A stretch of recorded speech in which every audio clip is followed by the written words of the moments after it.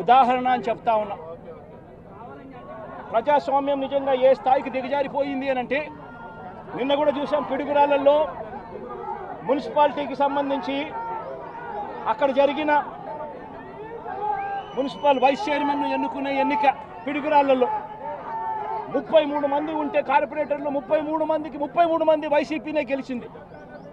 మరి Telugu Desam party corporator కనీసం ఒక్కడు కూడా లేకపోతే తెలుగుదేశం పార్టీ ఏకంగా పిడుగురాళ్ల వైస్ ప్రెసిడెన్సీ సీటు ఒక్క సభ్యుడు కూడా లేని ఆ సీటును వీళ్ళు సిగ్గు లేకుండా మేమే గెలుచుకున్నాము అని చెప్పుకుంటా ఉన్నారు అని అంటే నిజంగా పోలీసులు అనే వాళ్ళు చంద్రబాబు నాయుడు గారి హయాంలో ఏ స్థాయికి దిగజారిపోయి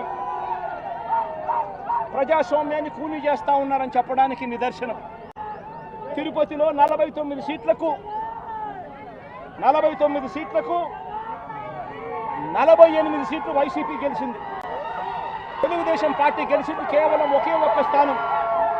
అటువంటి చోట డిప్యూటీ మేయర్ పోస్టు పోలీసుల ఆధ్వర్యంలో తెలుగుదేశం పార్టీ వాళ్ళు కార్పొరేటర్లను కిడ్నాప్ చేసుకొని బస్సులో నుంచి కిడ్నాప్ చేసుకొని పోయి డిప్యూటీ మేయర్లను మేమే గెలుచుకున్నామని చెప్పి వాళ్ళు ప్రకటించుకుంటా ఉంటే పోలీసులు ఏ స్థాయికి దిగజారిపోయినారు తెలుగుదేశం హయాంలో అని చెప్పడానికి ఇంకో నిదర్శనం. తుని నియోజకవర్గంలో 30 కార్పొరేటర్ల స్థానాలు 30కి 30 వైసీపీ గెలిచింది. తెలుగుదేశం పార్టీకి కనీసం ఒక్కడంటే ఒక్క అభ్యర్థి కూడా లేడు. మళ్ళీ అలాంటి చోట ఎన్నికలు జరిగితే అలాంటి చోట వైస్ ప్రెసిడెన్సీని వైస్ని ఎన్నుకునే ఎన్నిక వైస్ చైర్మన్ ఎన్నుకునే ఎన్నిక జరిగితే వైసీపీకి ఎలాగో వైసీపీ వాళ్ళను దౌర్జన్యం చేసి తీసుకునే పరిస్థితి లేకపోయేసరికి తెలుగుదేశం పార్టీ వాళ్ళు ఎన్నికనే పోస్ట్ పోన్ చేశారు. అంటే వీళ్ళకి అనుకూలమైన వాతావరణం వచ్చేదాకా ఎన్నికలు జరపరు. కోర్టు పర్యవేక్షణలో ఉన్న కేసులకు సంబంధించిన పరిస్థితులు ఇవి.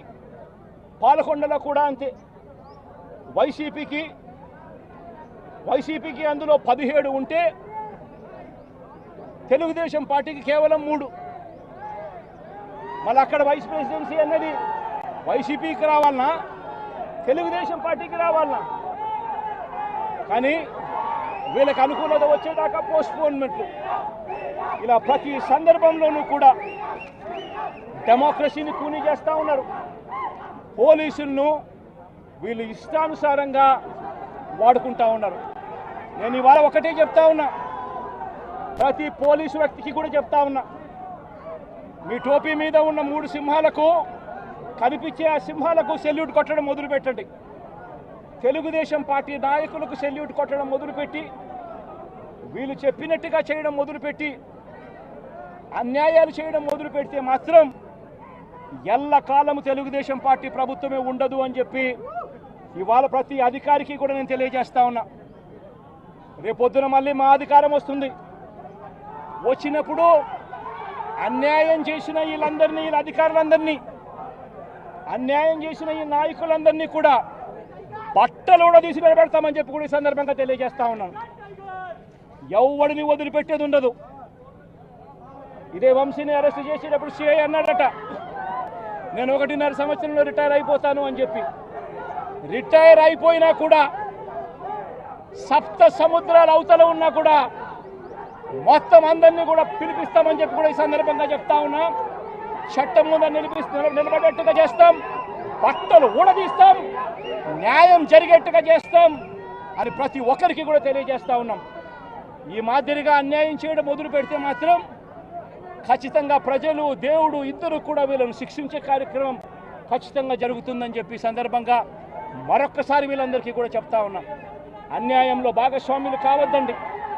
మీ టోపీ మీద ఉన్న సింహాలను గౌరవించండి, వాటికి సెల్యూట్ కొట్టండి, మీ వ్యక్తిత్వాన్ని కాపాడుకోండి అని చెప్పి ఈ ప్రతి అధికారికి కూడా ఈ సందర్భంగా తెలియజేస్తా ఉన్నాం. సెలెక్టివ్గా కొంతమంది లీడర్స్ని టార్గెట్ చేసి అరెస్ట్ చేస్తూ ఉన్నారు. దాన్ని ఎట్లా చూస్తారు? మన పేరుని కానీ ఇవాళ వంశీ, ఇటీవల కొంతమంది అరెస్ట్, నంది సురేష్, ఇట్లా దాన్ని ఎలా చూడాలి? ప్రజాస్వామ్యం కూలిపోతా ఉంది అని చెప్పడానికి ఇవన్నీ నిదర్శనాలు. ప్రతి కేసు ఇల్లీగల్ కేసే. ప్రతి కేసులోనూ కూడా వీళ్ళే బెదిరిస్తూ ఉన్నారు, అవతలోడు బెదిరిస్తూ ఉన్నాడు అని చెప్పి వీళ్ళే కేసులు పెడతా ఉన్నారు. అసలు బెదిరించేది ఎవరు? ఎవరిని బెదిరిస్తూ ఉన్నారు? ప్రతి విషయంలోనూ వీళ్ళు